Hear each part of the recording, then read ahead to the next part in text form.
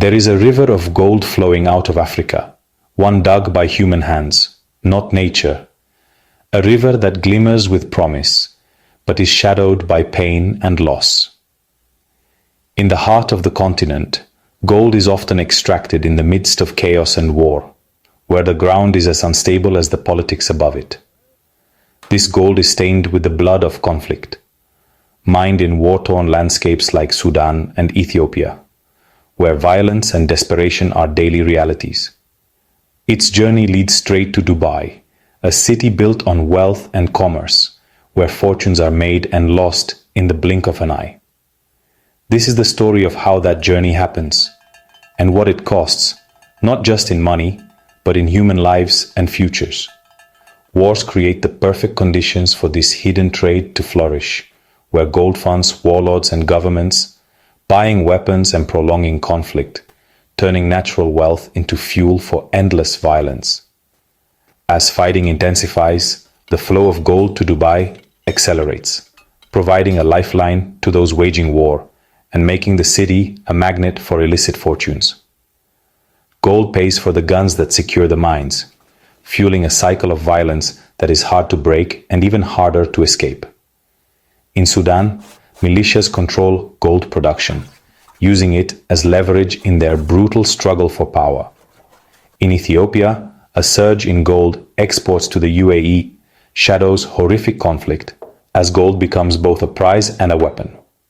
For people in these zones, the cost is immeasurable. Resources plundered, communities destroyed, families torn apart, and wars prolonged for profit.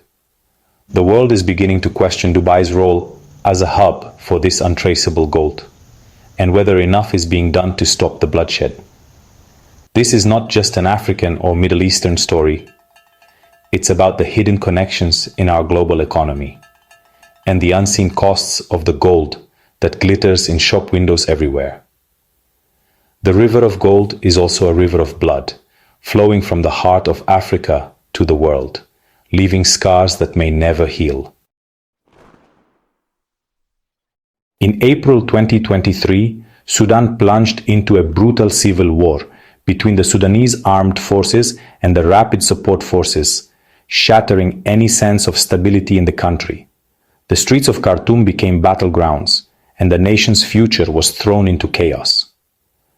Amid this turmoil, the UAE's gold imports from Sudan surged by an astonishing 70%, reaching 29 tons at the height of the fighting.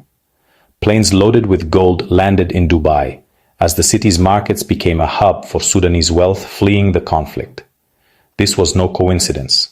The war transformed gold into Sudan's economic lifeline, a resource fiercely contested and controlled by the very factions tearing the country apart.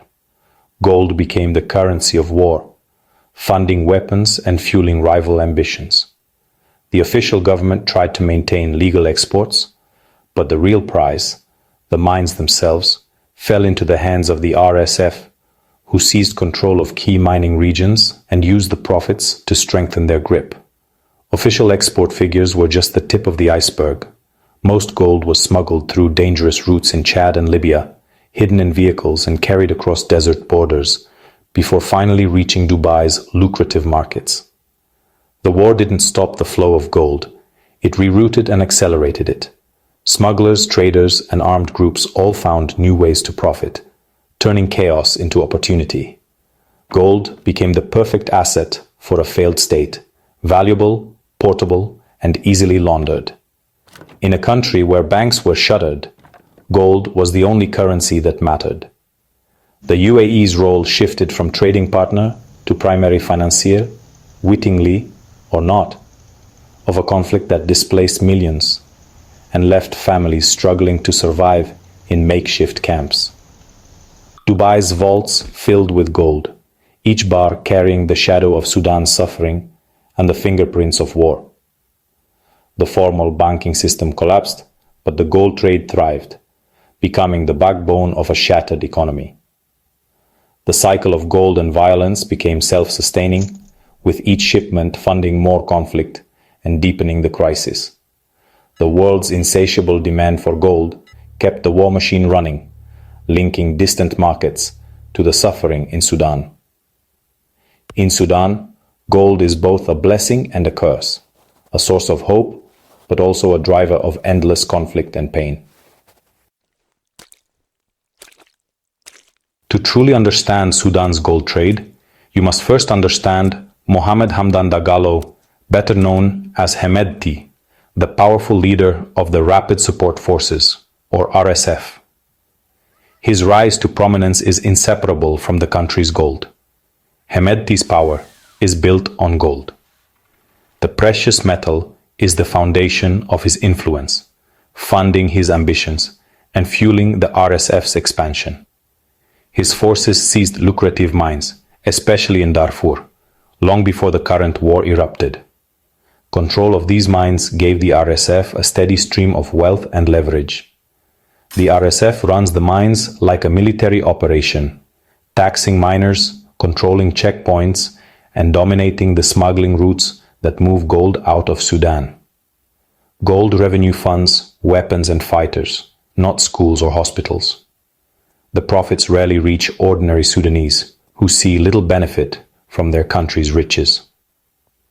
Reports accuse the UAE of supplying the RSF with weapons, while gold flows out and arms flow in. This international connection deepens the crisis. This gold for gun cycle sustains the conflict, turning Sudan's natural wealth into a curse that perpetuates violence and instability. Local communities are trapped between warring factions, their land militarized, their livelihoods destroyed, and their future stolen by endless fighting. Gold is smuggled out of Sudan, its origins obscured, and melted down in Dubai, making it almost impossible to trace or recover. For Hemedti and his allies, it's a perfect system. For Sudan's people, it's a tragedy that deepens with every shipment. The international community watches, but the system remains opaque, shrouded in secrecy and corruption. The suffering continues, fueled by gold, as families mourn and children grow up in the shadow of war. The mines are battlefields, and the gold is stained with blood, a stark reminder of the true cost of conflict. The pattern repeats in Ethiopia. During the Tigray War, the UAE's gold imports from Ethiopia soared by over 1,100%, jumping from 1.3 to 15 tons in a year. The Ethiopian government, desperate for resources, used gold to fund its military campaign. In return, the UAE allegedly supplied weapons and gained privileged access to Ethiopia's mineral wealth. Some reports claim the UAE was granted exclusive control over gold-rich regions, cementing a deadly alliance. The gold trade became an instrument of war, fueling violence and destruction. For Tigray's people, gold meant more suffering, their wealth used to destroy their homes. The cycle of resource extraction and conflict deepened. The story of Ethiopia's gold is a chilling example of how natural resources become weapons. The consequences were devastating for civilians. Gold, once a promise of prosperity, became a tool of war. Dubai markets itself as a global center for business and luxury, with gold at its heart. Billions in gold pass through its refineries and souks each year. But behind the glitter lies a darker reality. Dubai is the primary destination for unregulated, untraceable gold from Africa's most violent regions. Its appeal? State-of-the-art refineries, a massive gold market, and lax regulations. Traders dealing in hand-carried, informally mined gold find Dubai's no-questions-asked approach irresistible. In 2024, the UAE became the top buyer of African gold, much of it from conflict zones. Chad and Libya, not major producers, serve as transit hubs for smuggled gold. Once in Dubai, gold is melted, mixed, and stamped, erasing its bloody origins. A bar mined by a child soldier can end up in a Paris jewelry store. Dubai is the world's gold supermarket and its laundromat. The journey of conflict gold is a masterclass in illicit trade. Artisanal miners, often working in dangerous conditions, sell gold to local traders linked to armed groups. These traders consolidate and smuggle gold out using porous borders and established networks. Chad, Libya, and Egypt are key transit points, all roads leading to Dubai. In Dubai, the laundering begins. Gold is sold as scrap to trading companies, then to refineries. There, it's melted and mixed with other sources, erasing its history. No test can reveal its origin after refining.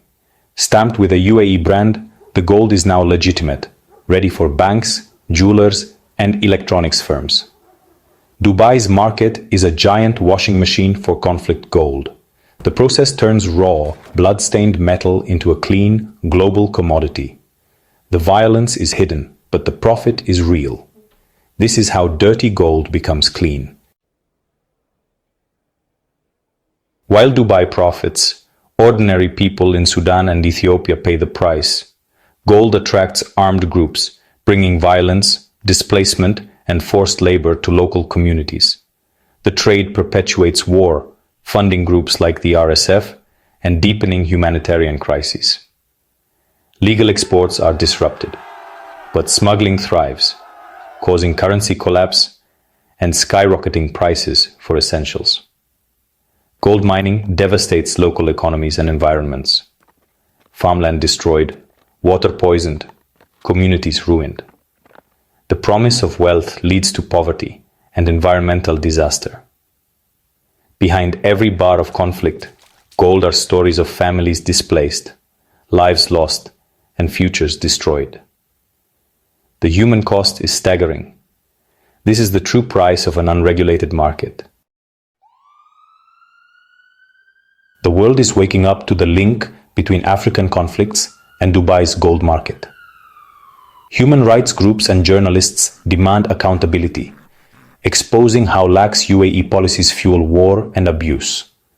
Western governments are alarmed, recognizing the trade undermines peace and enables money laundering. The UAE has adopted new rules and was removed from the Financial Action Task Force's grey list. Officials claim progress, but critics say enforcement is weak and the business model unchanged. NGOs argue Dubai remains a hub for dubious gold, thriving on secrecy and cash. The volume of conflict gold remains high, showing the system's resilience. As long as profit beckons, the river of gold will flow. The world's scrutiny is growing, but real change is slow. The story of gold, war, and Dubai reveals the dark side of globalization.